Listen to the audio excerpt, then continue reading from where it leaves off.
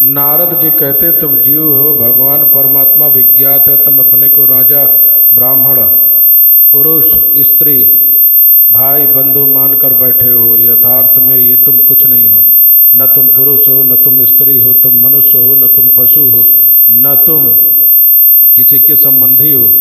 तुम तो एकमात्र आत्मा हो, भगवान के सखा हो। इस स्वरूप का बोध हो जाए तो सारे दुख की निवृत्ति हो जाए। ये सब उपदेश देकर नारद जी ने प्राचीन बरही राजा को ज्ञान का तत्व बताया है और फिर मंत्रोपदेश किया है। प्राचीन बरही राजा सब करने चले गए, उनको परम कल्याण की प्राप्ति हुई। इसके बाद सुखदेव जी ने मनु जी के दूसरे पुत्र प्रियव्रत के वंश का वर्णन किया है। मनु जी के दूसरे पुत्र प्रियव्रत पहले तो घर छोड़कर जंगल में चले गए तपस्या करने, लेकिन ब्रह्मा जी ने इन्हें आकर के समझाया, देखो गृहस्थ जीवन में रह करके भी भजन हो सकता है।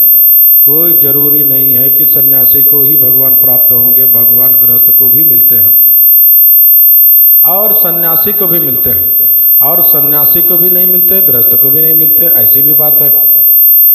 अब कारण क्या है? भगवत प्राप्ति में न गृहस्थी कारण है न सन्यासी कारण है। कारण ये है कि अगर कहीं भी रहकर तुम संसार से वैराग्य संपन्न हो, भगवान के चरणों में अनुराग है, तो तुम्हें ठाकुर जी जरूर मिलेंगे, चाहे घर में रहो चाहे जंगल में रहो।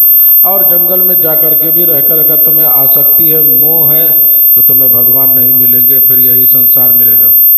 उसका उदाहरण श्री जड़ भरत जी का चरित्र।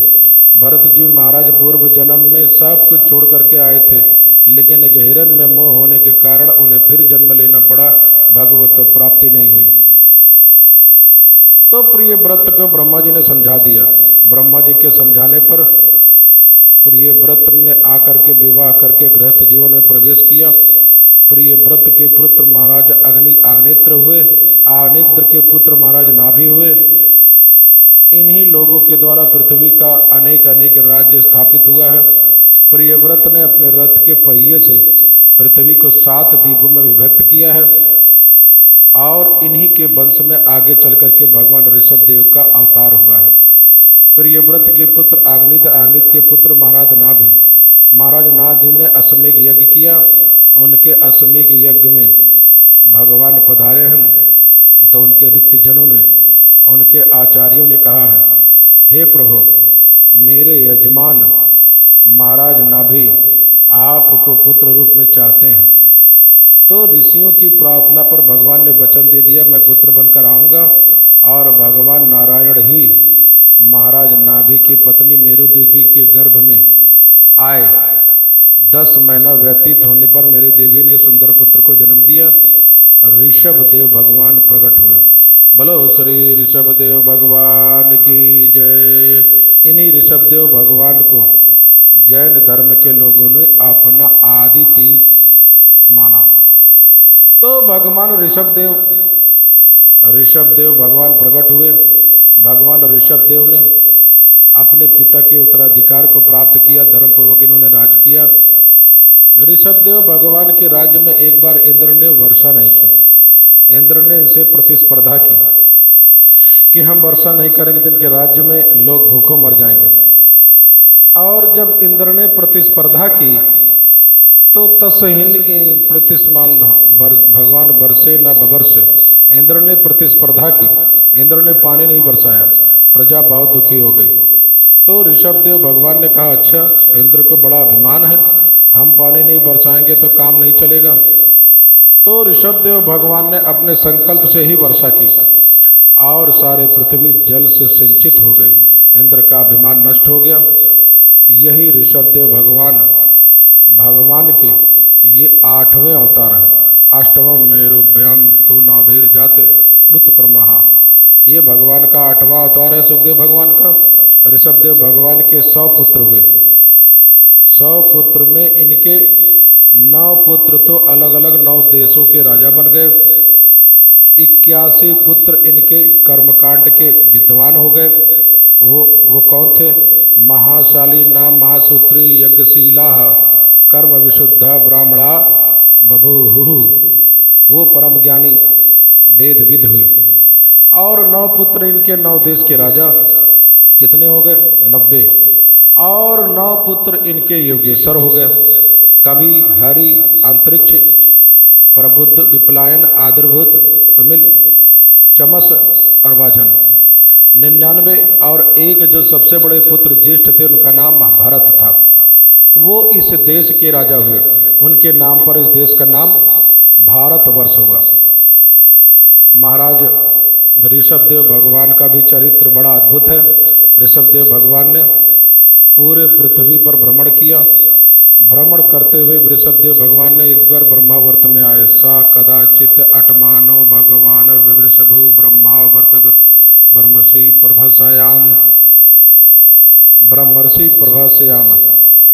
ब्रह्मावर्त में।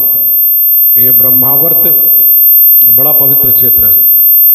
ब्रह्मावर्त गंगा यमुना के मध्य का भूभाग। आर्यावर्त में ब्रह्मावर्त। आर्यावर्त के अंदर यह ब्रह्मावर्त अत्यंत पवित्र क्षेत्र है। ब्रह्मावर्त में बड़े बड़े ब्रह्म ऋषि प्रवर सभा कर रहे थे, विचार विमर्श कर रहे थे। उसी सभा में भगवान पहुँचे ऋषभदेव। सब ऋषियों ने उन्हें आदर सम्मान दिया। फिर ऋषभदेव भगवान ने उन सबको उपदेश किया, क्योंकि सब उनके पुत्र हैं। भगवान तो सबके पिता हैं। तो भगवान ऋषभदेव ने उपदेश देते हुए कहा, नायम देहु देव भाजम लोकेन। ऋषभदेव भगवान कहते हैं, हे प्राणियों, हे पुत्रों, ये शरीर तुमको केवल सुख भोगने के लिए नहीं मिला है। ये पहला उपदेश है।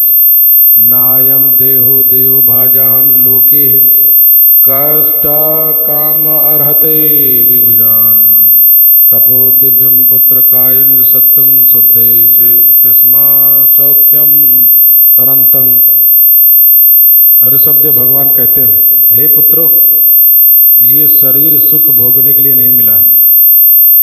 मनुष्य यहीं पर गलती करता है। वो सोचता है ये शरीर से केवल सुख ही भोगें, कहीं हमको दुख ना हो, खांसी ना आवे, छींक ना आवे, जुकाम भी ना हो। परेशान रहते हैं। थोड़ी सी तबीयत खराब हो गई तो महाराज बड़े परेशान हैं, आशीर्वाद दे तो ठीक हो जाए। अरे महाराज, ये शरीर सुख भोगने के लिए नहीं प्राप्त हुआ है, और वास्तव में सुख की कामना में ही हम दुख का वर्णन करते हैं। एक महात्मा से किसी ने पूछा, संसार में दुख क्या है? तो महात्मा ने कहा, सुख की खोज ही दुख है। हम सुख को खोजने में ही दुखी हैं। आज संसार दुखी क्यों है? सोच रहा है हम ये कर ले तो सुखी हो जाए, और सुखी होने के चक्कर में दुखी हो जाता है। जाता है सुख खोजने और मिल जाता है दुख। ऋषभदेव भगवान कहते हैं, तपो दिव्यम पुत्र कायन सत्यम। इस जीवन को प्राप्त करके तप करो, और तप के द्वारा, साधन के द्वारा, ज्ञान के द्वारा अपने जीवन को दिव्य बना लो। उस दिव्यता से क्या होगा? शुद्धेश यस्मात् ब्रह्म सौख्यम तनंतनम। तुम सुख चाहते हो ना, लेकिन सीमित सुख तुम चाह रहे हो, और मैं तुम्हें जो मार्ग बता रहा हूँ, इस मार्ग से जाकर अनंत सुख प्राप्त कर लोगे। तम सौख्यम तनंतम, अनंत ब्रह्म सुख, अनंत आनंद प्राप्त होगा। उपदेश करते हुए ऋषभदेव भगवान कहते हैं, हे पुत्रों, उस अनंत आनंद को प्राप्त करने का एक ही उपाय है। अब उपाय पर विचार करते हैं। क्या उपाय है? महत सेवम द्वारमाहुर विमुक्ति ही। महापुरुषों की सेवा करो। महत सेवा द्वारमाहुर विमुक्ति ही। मुक्ति का यही द्वार है महापुरुषों की सेवा, संतों का संग, संतों की सेवा। और नरक का द्वार क्या है? तो ऋषभदेव भगवान कहते हैं, तमो द्वारम यो सीताम संगितम संगम, यो सीताम संग सहितम तमोद्वारम। अंधकार का द्वार क्या है? संसार के जो लंपट प्राणी हैं, जो भोग में आसक्त हैं, ऐसे प्राणियों का संग ही तम का द्वार है। फिर आगे उपदेश करते हुए ऋषभदेव भगवान कहते हैं, महान कौन है? प्रश्न फिर वही आया। महापुरुषों का हम संग तो करें, लेकिन पहले यह तय करना होगा कि महापुरुष कौन है। 50 एकड़ में जिसका आश्रम हो, वो उस आश्रम का जो अधिपति है वो महापुरुष नहीं। सोने के सिंहासन पर जो बैठता है वो महापुरुष नहीं। पीतांबर पहनता हो, श्वेतांबर पहनता हो,